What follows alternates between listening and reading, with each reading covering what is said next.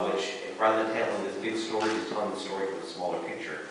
And her tension mounts not because of a lot of fights and which there's some exciting things in there, but she's brilliant. Don't blush. That's all I'm going to say that.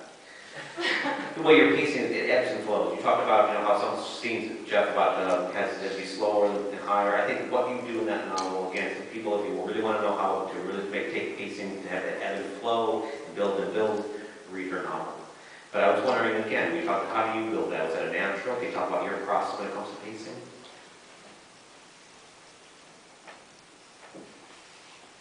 I'm not usually at a loss for words. Those who know me are probably laughing right now. I did face a real challenge when I decided to write The Things That Keep Us Here and talk about a flu pandemic from the perspective of one average American family and center it in that family's living room. I knew I was up against a monster because how scary can a story be if you're in a living room and nothing really happens in that living room. Everything happens outside. And to me, that was scary. I found the scariness in that. One of the tricks I did was it was really important to me to have the reader feel what this family was feeling and put themselves in that family's situation. And so here they are, they're closed off, they're not venturing out, they're trying to keep the virus away. And the only way that they are getting any idea of what's going on around them is from the TV, the newspaper, the mail, the phone.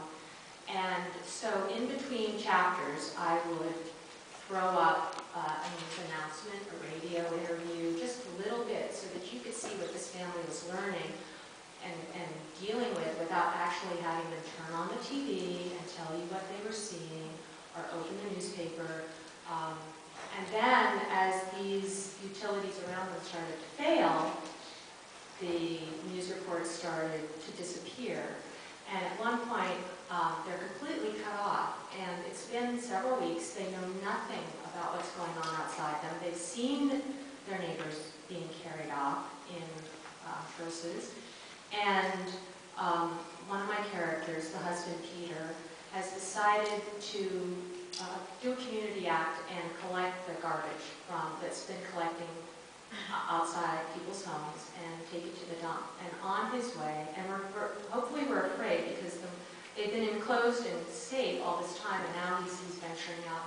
And on his way, he finds an old newspaper in a box, in an abandoned street, abandoned shopping center, and that's when you see what's been going on